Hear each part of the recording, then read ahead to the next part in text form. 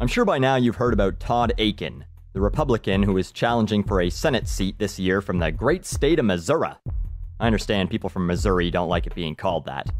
Anyway, if the name isn't familiar, maybe this will be.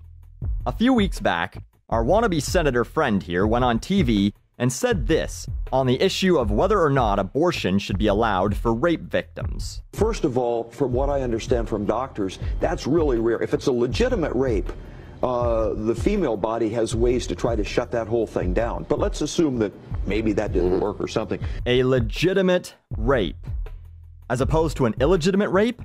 Oh, I'm sorry, miss. I didn't mean to rape you. I simply tripped over my own pants and my penis fell in your vagina and ejaculated without you wanting it to. My apologies. This isn't a legitimate rape. It's merely an accident. And what doctors are saying the body has ways of shutting that whole thing down? Dr. Nick Riviera? Well, Akin apologized. Rape is an evil act. I used the wrong words in the wrong way, and for that I apologize. The wrong words in the wrong way. See, what he meant to say was forcible rape, not legitimate rape. He's claiming, based on the information of quack Dr. John Wilkie, one of the founders of the National Right to Life movement, that because women have such an emotional trauma during a rape, that the body shuts down and it doesn't get pregnant, so the victims don't need abortions, which means no one needs abortions. But let's assume that maybe that didn't work or something. Well, if this is proven medical science that a doctor has come up with, why the fuck wouldn't it work?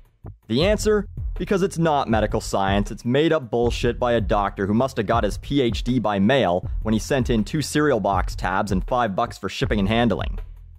So what if it was true? Let's entertain this fantasy world that Akin and Dr. Dipshit live in.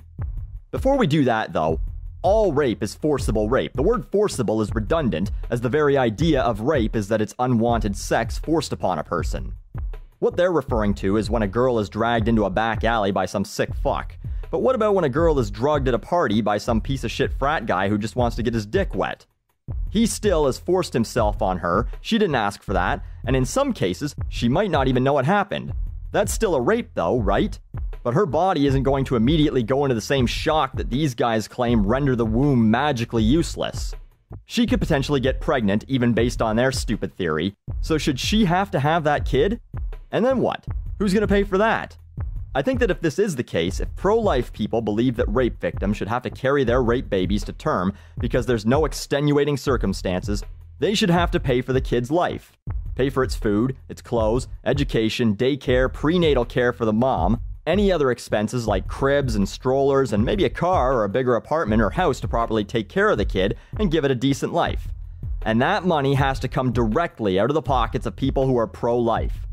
Right out of Dr. Wilkie's pockets. I bet they'd be sharpening the coat hangers themselves if they heard they were on the hook for having to pay for the care of all these children. But what's amazing to me about all this, and the reason I'm talking about this story even though it's nearly a month old anyway, Todd Akin is still a candidate. He hasn't been forced out and replaced with someone who doesn't make uneducated comments on TV, probably because if that was a requirement for being a politician, there would be no politicians. Well, since he's still running, I have the perfect idea for his campaign commercials. I'm Todd Akin, and I approve this message. Yep, Todd Akin is still running for a seat on the U.S. Senate. So this is just a reminder, when you walk into that voting booth in November, a vote for Todd Akin is a vote for more rape babies. What? You don't like babies?